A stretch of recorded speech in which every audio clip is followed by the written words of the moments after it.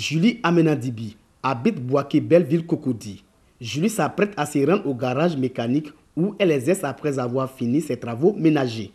Malgré les préjugés sur son métier, Julie ne se décourage pas pour autant. Le plus important pour elle reste sa passion pour la mécanique et surtout ne pas attendre l'aide de l'extérieur. Selon elle, il n'y a plus de métier exclusivement réservé aux hommes ou aux femmes. La mécanique, c'est comme tout autre métier. Quand les clients viennent et qu'ils me voient, vraiment, il y a beaucoup qui sont contents. On m'encourage, il y a plein, la plupart qui m'encouragent. Il y a certains même qui sont étonnés de voir une femme en train de faire ce métier. Si un jour j'ai la possibilité, je peux créer quelque chose et puis bon, pourquoi pas un garage de femmes. Petite, Julie s'amusait déjà à fabriquer et à réparer les voiturettes. Nous, on avait voulu qu'elle aille jusqu'à l'université. Mais arrivé à un certain moment, elle m'a dit que non, papa, bon, moi, voilà ce que je vais faire. Plus de 25 ans après, Julie fait la fierté de son patron. Pourtant, ce n'était pas gagné d'avance lorsqu'elle frappait à la porte de ce garage. Oui, elle travaille bien. Généralement, je les envoie souvent à deux en dépannage. Ils sont occupés, il n'y a pas de problème, ils ne se plaignent pas. Comme Julie Amenadibi, Marie Aya Estelle Soso est aussi passionnée de la mécanique. Elle est spécialiste en électromécanique. Marie Esther est l'adjointe du patron au garage où elle travaille. Ça fait 8 ans que je suis dans l'électricité auto. Aujourd'hui, je travaille pour moi-même. Les gens pensent que c'est un travail dur, c'est pas dur. Vêtue d'une combinaison dont il est difficile de reconnaître les couleurs à cause de la noirceur, Marie Aya fait de son travail une réelle passion. Je peux dépanner 4-5 voitures par jour.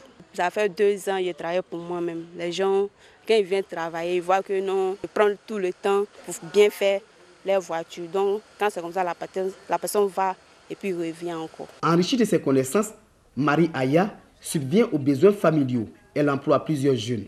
Chaque véhicule dépanné est une expérience de plus. Pour le moment, il y a 3 apprentis. Je m'occupe de ma maman à elle. Je travaille là. J'encourage les autres filles pour faire comme moi. Parce que travail là, si tu fais ça, afin de manger seulement, là, tu vas gagner. Julie Amenadibi et Marie Aya Esther Soso se disent fiers d'exercer la mécanique en dépit des nombreuses difficultés. Elles avouent leur passion pour la mécanique. Pour elles, il n'y a pas de sous-métier ou des métiers réservés à un genre.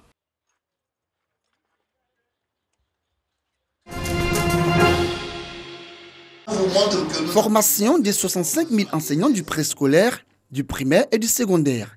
Création des centres d'incubateurs dans la direction régionale de l'éducation nationale.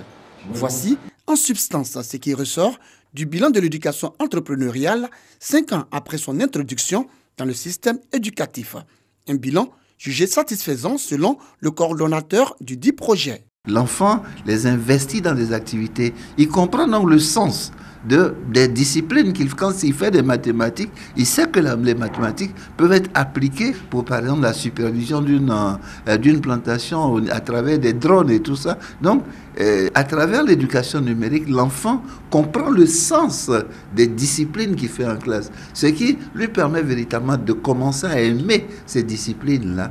Mise en œuvre en 2015, l'éducation entrepreneuriale se veut une réponse à la problématique du décrochage scolaire et du chômage des diplômés sans qualification.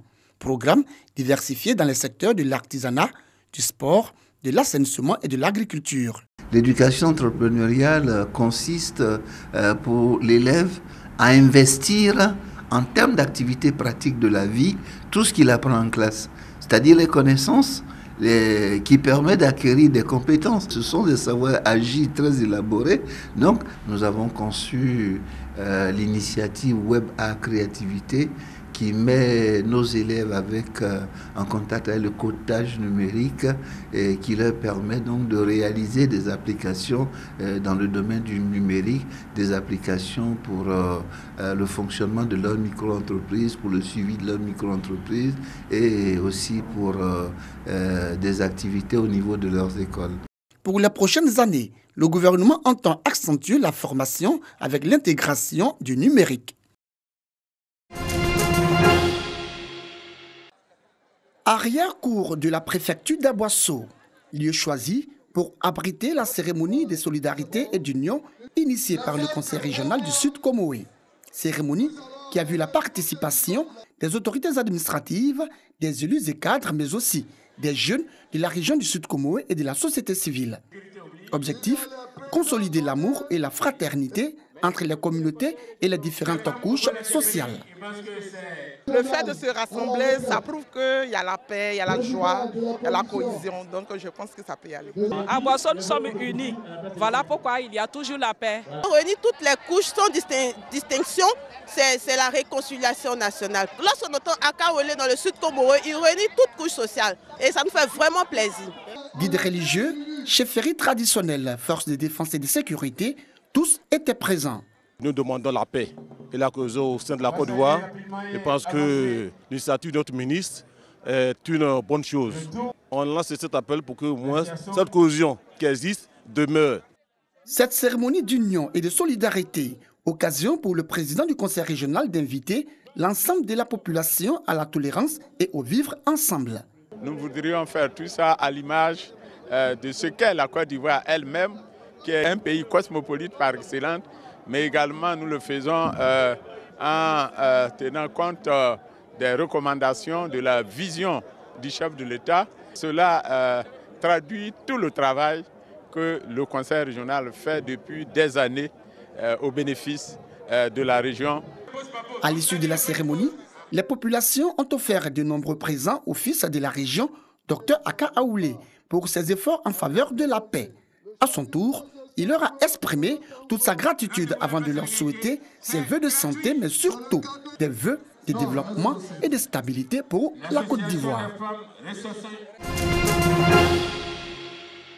Saison 2 du carnaval de Cocody, les 14 et 15 février prochains.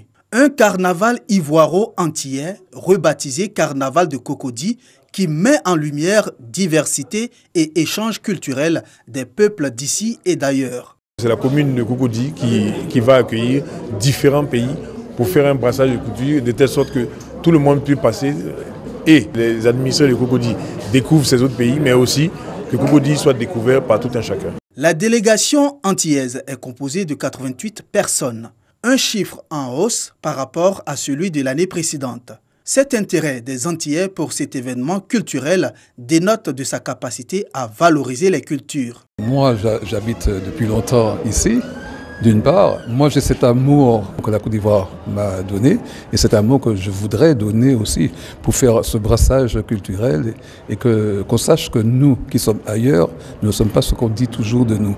Lors de ces 2 jours de célébration de la culture afro-antillaise, l'on assistera à une course de pirogues, des concerts et à une séance de dépistage de l'hypertension artérielle et du diabète. Le thème du carnaval de Cocody, Côte d'Ivoire, terre de brassage des cultures. L'édition 2020 verra la participation du Rwanda en qualité d'invité spécial.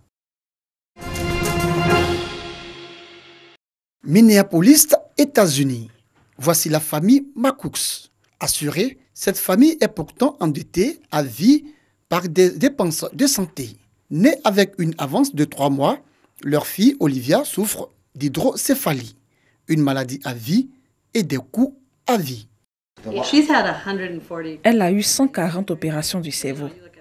Donc si vous considérez seulement les opérations du cerveau, le temps passé à l'hôpital. Si vous considérez la chambre de l'hôpital, plus le docteur, plus les tests, les coûts s'additionnent. Aux États-Unis, rares sont les assurances qui couvrent à 100%. On a acheté des appareils médicaux qui, selon les gens, allaient sauver notre enfant, car on était prêt à tout pour l'aider. Donc on a acheté certaines choses qui n'étaient pas couvertes par l'assurance, comme la montre détectant les arrêts cardiaques. Les polices d'assurance confuses entraînent parfois des factures surprises. Elle allait passer un IRM à l'hôpital. Et ça, c'était pas couvert par l'assurance. Mais si le radiologue n'était pas couvert par notre assureur, on recevrait une facture complète pour ça. Entre 2005 et 2019, ils ont dépensé 175 000 €. À un moment, notre dette a atteint 219 000 €. Considérant la catastrophe, on s'en est relativement bien sorti. Plusieurs dizaines de fois, un assureur a passé la main à des collecteurs de dettes. Si on avait divorcé et que j'avais pris toute la dette, alors elle serait seule avec les enfants. J'aurais eu une couverture gratuite. Beaucoup comme les Makous espèrent que le prochain président américain fera baisser le coût des soins de santé.